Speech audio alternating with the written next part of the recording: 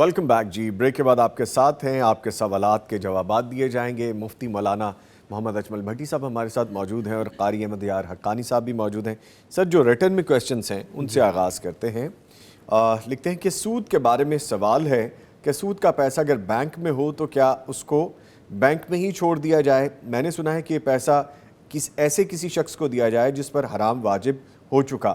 ایسا کوئی شخص اپنے ارد گرد نہ ملے تو پھر اس کا بہتر یوزج کیا ہو سکتا ہے؟ کیا یہ پیسہ جنگ سے متاثرہ لوگوں کے لیے بغیر ثواب کی نیت کے بھیجا جا سکتا ہے, جیسا کہ فلسطین وغیرہ؟ کیا یہ پیسہ پاگل خانے یا کسی ہاسپٹل میں بغیر ثواب کی نیت کے دیا جا سکتا ہے؟ پہلی بات انہوں نے خود ہی بتا دی ہے جی جی جی کہ ثواب کی نیت سے تو یہ حرام کا مال نہیں دیا جا سکتا. جی نبی رحمت صلی اللہ علیہ وسلم فرماتے ہیں ان اللہ طیب ولا یقبل الا طیبا, جی کہ وہ عرش والا مالک خود بھی بہت پاکیزہ ہے اور وہ پاکیزہ مال ہی اپنی راہ میں قبول کرتا ہے, حرام کا مال وہ قبول کرتا ہی نہیں ہے. پہلی بات تو کلیئر انہوں نے خود کر دی. دوسری بات ہے کہ اب یہ بینک کو چھوڑا جائے تو بینک کو تو فائدے ہیں, اس کی تو موجیں ہیں, بینک کو نہیں چھوڑیں. جی علماء کرام نے جو تصریح کی, وضاحت کی, وہ کہ بینک کو نہیں چھوڑیں, بینک سے ضرور وصول کر لیں, لیکن جو سخت علماء کرام ہیں وہ کہتے ہیں سود کا مال ہے, وصول ہی نہ کرو, دفع کرو, جان چھڑاؤ اپنی. لیکن بہتر یہ ہے کہ اس کو لے لے. بہت سارے ہمارے مسلمان بہن بھائی جو سود کی قسطیں دے رہے ہیں, جان چھڑانا چاہتے ہیں, توبہ کرنا چاہتے ہیں, لیکن بینک نہیں چھوڑتا, تو ان کو دے کر ان کی جان چھڑا دیں.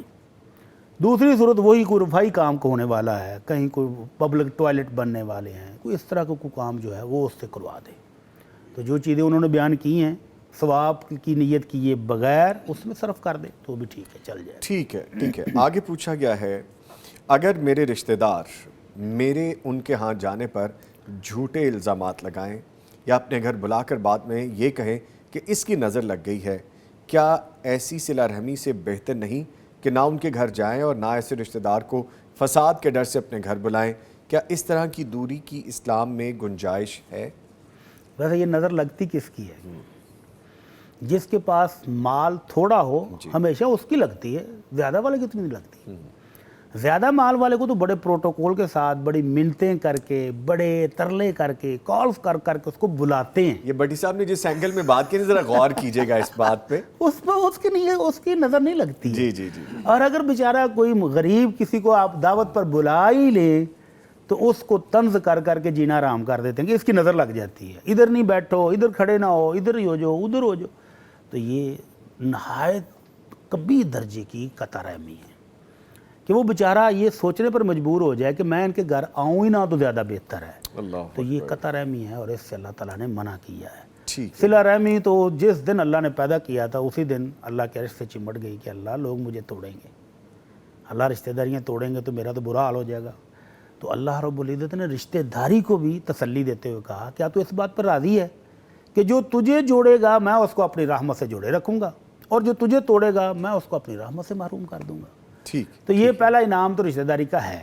تو ان کو جس درجے میں ممکن ہو یہ جوڑے رکھیں, یعنی اگر یہ ان کے گھر جاتے ہیں, الزامات لگتے ہیں, طنز کرتے ہیں, تکلیف ہوتی ہے, تو زیادہ نہ جائیں, کسی خاص موقع پر تھوڑی دیر کے لیے چلے جائیں, یا کہیں کسی محفل میں کسی دعوت میں ملاقات ہو جائے تو سلام دعا حال چال کی حد تک رہیں, زیادہ ایکٹیو نہ ہوں جس سے ان کو تکلیف میں میری اضافہ ہو. تو بہرحال قطع رحمی تو جائز نہیں, لیکن صلہ رحمی میں اگر بہت زیادہ گرم جوشی نہیں دکھائی جا رہی تو نہ دکھائیں, کوئی بات نہیں. اللہ کی رضا کے لیے بس اتنا ملتے رہیں, سلام دعا باقی رہیں. ٹھیک ہے. مسز نعیم ہمارے ساتھ لائیو کالر ہیں لاہور سے. جی السلام علیکم. جی وعلیکم السلام سر, کیا حال ہے؟ ٹھیک ہے جی الحمدللہ, شکریہ آپ نے کال کی. پوچھئے کیا پوچھیں گی آپ؟ سر آپ کا پروگرام بہت ہی اچھا ہے. آپ گھر بیٹھے ہم اتنے سارے مسئلے ہمارے حل ہو جاتے ہیں. اللہ تعالیٰ آپ کو اس کی جزا دے. جزاک اللہ جزاک اللہ. جی مفتی صاحب سے ایک سوال تھا کہ رمضان میں نا بچوں کو آپ نے پتا ہے کہ پڑھنا بھی ہوتا ہے, ان کے پاس اتنا ٹائم نہیں ہوتا, تو میں نے نا 3 بچوں کو 10 پارے بانٹ دیے تھے کہ 10 आप पढ़ लो 10 आप तो इस तरह कुरान मुकम्मल हो गया, क्या ये तरीका ठीक है? और सॉरी, मेरा दूसरा सवाल ये है कि मेरी कजन ने ना हज पे गई थी, उसके पास कुछ पैसे थे, कुछ उसने अपने भांजे से लिए थे, बाद में हालात ऐसे हुए कि अभी तक वो पैसे लौटा नहीं सके, तो इसके लिए कुछ बताइएगा प्लीज।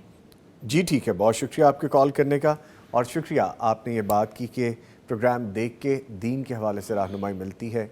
बहुत शुक्रिया, देखते रहिए और ऐसे ही सीखते रहिए। Sir please. कुरान मजीद को 10-10 पारे पढ़ करके तो मुकम्मल तो हो गया एक दफ़ा, जी जी, लेकिन सवाब तो जिस बच्चे ने 10 पारे पढ़े उसको 10 का ही मिलेगा, 10 का मुकम्मल का मिलेगा। तो नहीं मिलेगा। जी। जिस दूसरे ने दूसरे 10 पढ़े उसको दूसरे 10 का मिलेगा, जिसने तीसरे पढ़े उसको तीसरा पढ़े। ये अच्छा है, चलो बच्चों को शौक़ दिलाया कि कुछ ना पढ़ने की निस्बत चलो कम अज़ कम 10-10 पारे तो उन्होंने पढ़े हैं, लेकिन इससे और मज़ीद तो उनको शौक़ दिलाने की ज़रूरत थी। रमज़ान था तो जहाँ हम बहुत सारे स्कूल कॉलेज के काम कर रहे होते हैं, तो कुरान तो रमज़ान में उतरा है, तो कुरान पढ़ने का महीना था, तो उसमें थोड़ी मिकदार अगर ज़्यादा कर लेते तो बहुत अच्छा होता। इतना भी अल्लाह ताला कबूल फरमा ले तो बहुत है, ठीक है। लेकिन ये इस तरह से कुरान मुकम्मल हो गया, ये कोई इतनी ख़ास ज़रूरत नहीं है शरन। जितना आप आसानी से पढ़ सकें, अमल कर सकें, उतना ही काफ़ी है। ओके, अल्हम्दुलिल्लाह। दूसरा उन्होंने कहा कि कर्ज की रकम से हज किया कर्ज था, की लेकिन अब रकम है तो चुका नहीं अल्लाह पा के रहे। नबी सल्लल्लाहु अलैहि वसल्लम ने जो सैयदना अली रज़ी अल्लाह तआला अन्हु को दुआ सिखाई थी, और सैयदना अली ने आपने एक खादिम को जो मदद लेने के लिए आया था कि हुज़ूर मुझे मदद फरमाए, मैं तो कर्ज़े में फंस गया हूँ, तो उन्होंने कहा अगर सबीर पहाड़ जितना भी कर्जा हो तो अल्लाह के नबी सल्लल्लाहु अलैहि वसल्लम की गारंटी है कि वो उतर जाएगा, वो ख़त्म हो जाएगा। जी। तो वो दुआ जो है अपनी दुआओं में शामिल कर लें, कभी सजदे में पढ़ें, कभी आम तशहद में पढ़ें, कभी उस तरह अल्लाह के सामने गिरिया जारी करें, तो अल्लाह ताला इंशाल्लाह ज़रूर मदद करेगा। और साथ कोशिश भी करें, जो कोशिश करता है अल्लाह का वादा है कि उसकी मदद ज़रूर करता है। ठीक है। तो वो दुआ है अल्लाहुम्मा अक्फ़िनी बिहलालिका अन हरामिक व अगनिनी बिफ़ज़लिका अम्मन सिवाक। माना क्या है कि अल्लाह अपनी हलाल रिज़्क़ के ज़रिए, अपने हलाल रिज़्क़ के ज़रिए अपने वसाइल से मुझे गनी कर दे, लोगों का मुख्ताज ना कर। तो ये दुआ उनको सजदे में भी पढ़नी चाहिए, तशहद में भी पढ़नी चाहिए, और सुबह तहज्जुद के टाइम जब वो माल खुद बांट रहा होता है, उस वक्त ज़रा दिल लगा के अपने रब से मांगे ना, तो इंशाल्लाह ज़रूर कर्जा दूर हो जाएगा। इंशाल्लाह। ठीक है। सर आगे पूछा गया है कि मुफ्ती साहब, मेरा सवाल है कि मेरी बीवी को हर महीने में बीमारी की वजह से जो मंथली प्रोसेस है उसके दिनों के अलावा भी ब्लड खून आता रहता है, तो क्या नमाज पढ़ सकते हैं और हर बार गुस्ल करना लाजमी होगा या नहीं? जी, जितने दिन उनके पिछले माह में या पिछली रूटीन थी, अमूमन औरतों को पता होता है 6 दिन 7 दिन 10 दिन, उतने दिन जब वो महीने में आएँ तो वो तो मेंसेस ही हैं जी। उतने दिन नमाज छोड़ दें, और अगर वो दिन क्रॉस कर जाए, मज़ीद लिमिट बढ़ जाए, तो वो बीमारी का खून है, उसमें औरत एक दफ़ा अगर गुस्ल कर ले तो गुस्ल करके तो नमाज़ पढ़नी शुरू कर दे, और बाकी नमाज हर नमाज के लिए नया वुज़ू कर ले। खून के लिए वो पैड वगैरह रख लें, और एक दफ़ा वुज़ू करने के बाद नमाज शुरू कर लें। अगर नमाज के दौरान भी कतरे निकल जाए तो कोई बात नहीं, नमाज वो एक नमाज मुकम्मल पढ़ लें। ठीक है। आगे पूछा गया कि हमारे घराने में एक रिवाज बन गया है कि औरत को हमेशा तलकीन की जाती है कि शौहर की इज़्ज़त करे, और अगर शौहर को कोई गलत कुछ बोले तो वो लड़े, और बीवी को कोई कुछ गलत बातें करे तो शौहर कुछ नहीं बोलता। समझ लगी वैसे आपको इन दो लाइनों की?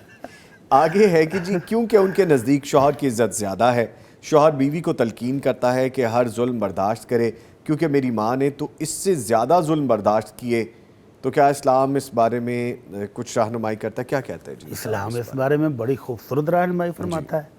नबी रहमत सल्लल्लाहु अलैहि वसल्लम ने बाकायदा नसीहत फरमाई है, फरमाया इस्तौसु बिन्निसाई खैरा, औरतों के साथ अच्छा सलूक करना है, बीवियों के साथ हुस्न सलूक करना है, बीवियों के हुकूक का ख्याल रखना है। और उनके हुकूक है क्या?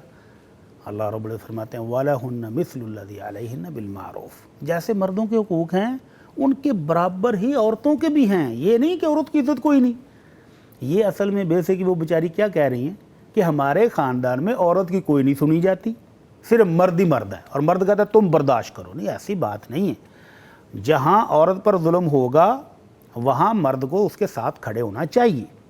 अगर जुल्म हो रहा है और खामद खामोश तमाशा ही बना हुआ है तो ये गलत है, उसको रोकना चाहिए। बीवी की इज़्ज़त को बरकरार रखना खामद की जिम्मेदारी है। वो जो निकाह के मौके पर बड़े चाह से कहते हैं कबूल है, और बड़ी ज़ोर से कहते हैं, आजकल तो माइक में कहते हैं جی قبول ہے، پورا حال گونج رہا ہوتا ہے. تو وہ کیا قبول ہے بھائی؟ اس عورت کے نان نفقے، اس کی عزت، اس کا احترام، اس کے جسم، سب کی حفاظت یہ قبول کر کے تم نے خود ذمہ داری لی تھی.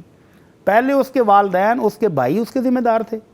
آج نکاح کے موقع پر دولہا صاحب نے خود ذمہ داری لے لی کہ آج کے بعد اس محترمہ کی عزت، اس کی عفت، اس کا وقار، اس کا نان نفقہ، اس کے معاشی معاملہ میں ذمہ دار ہوں. جب قبول کر لیا ہے تو بھئی اب بھاگتے کیوں؟ ویسے مرد اس کو کہتے ہیں جو بیوی پر ظلم ہوتا ہوا دیکھتا رہے، مست رہے. نہیں سر، یہ تو یہ سوال ہی مرد نہیں تھوڑا پیدا ہوتا ہے، ایسا تھوڑی ہوتا ہے مرد. نہیں مرد ہے تو پھر مرد بن کے بھی جی، دکھائے نا. بالکل، بالکل. اگر بیوی کی غلطی ہو تو اس کو ڈانٹ ڈپٹ کرنا شرعاً جائز ہے، لیکن اگر بیوی پر سری ظلم ہو رہا ہو اور خامد بالکل مست ملنگ بن کے بیٹھا ہو اور بیوی سے کہے بس برداشت کرو، برداشت، نہیں، یہ بھی غلط ہے، یہ رویہ بھی ٹوٹلی غلط ہے.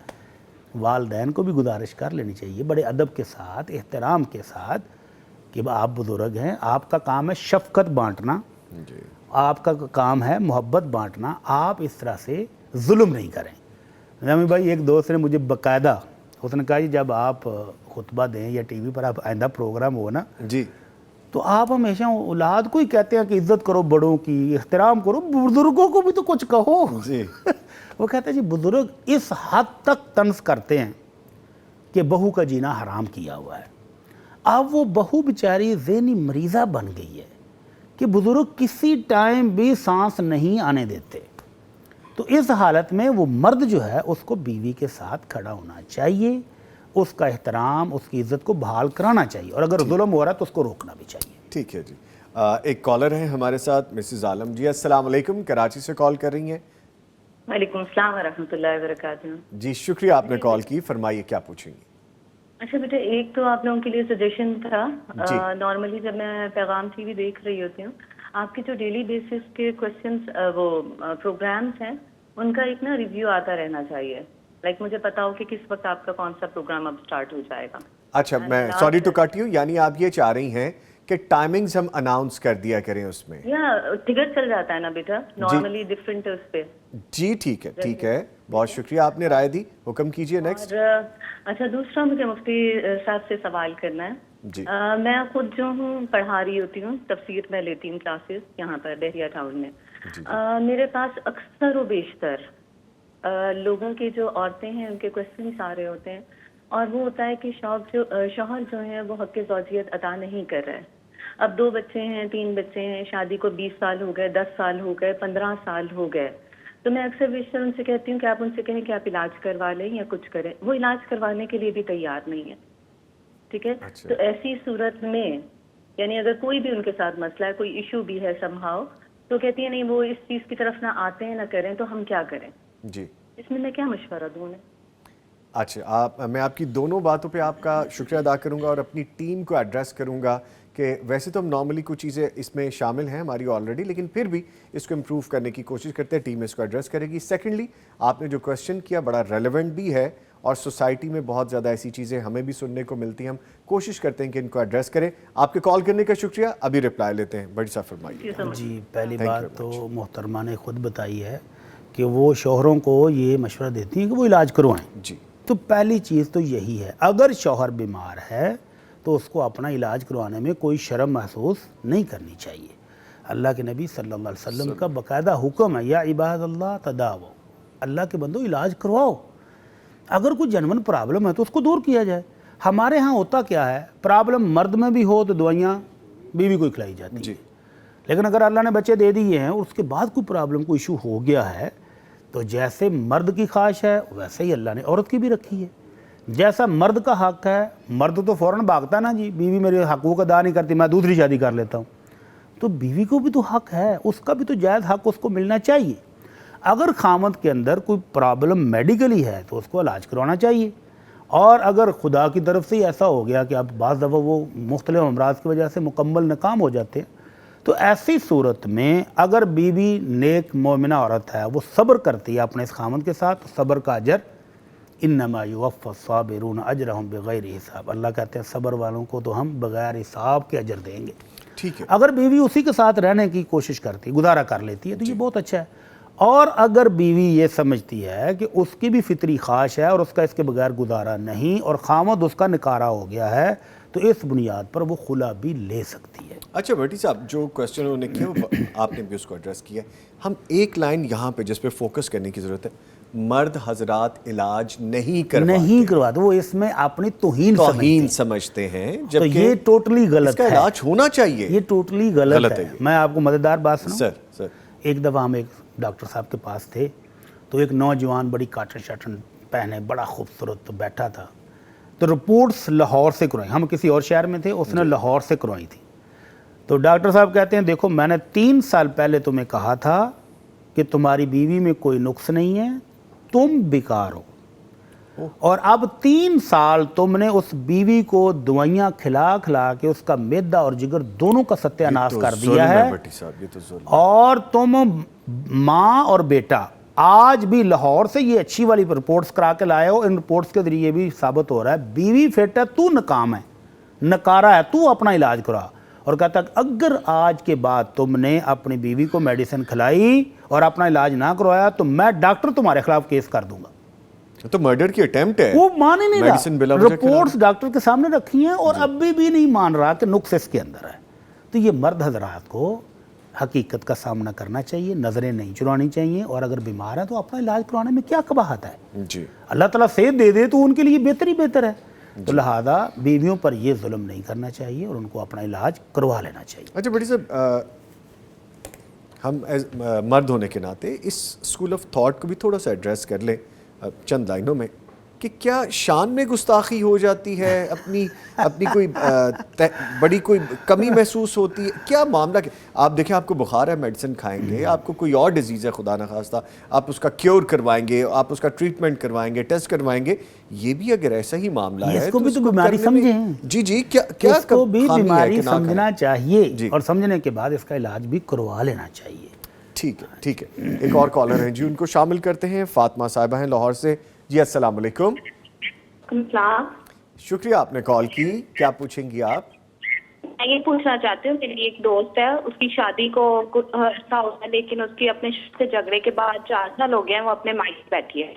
اب وہ اس کے گھر والے چاہتے ہیں کہ صلح ہو جائے۔ جی 4 سال بعد چاہتے ہیں کہ صلح ہو جائے؟ ہاں جی، 4 سال بعد۔ اچھا ٹھیک ہے جی، چلیں میں جواب لیتا ہوں، شکریہ آپ نے کال کی سر۔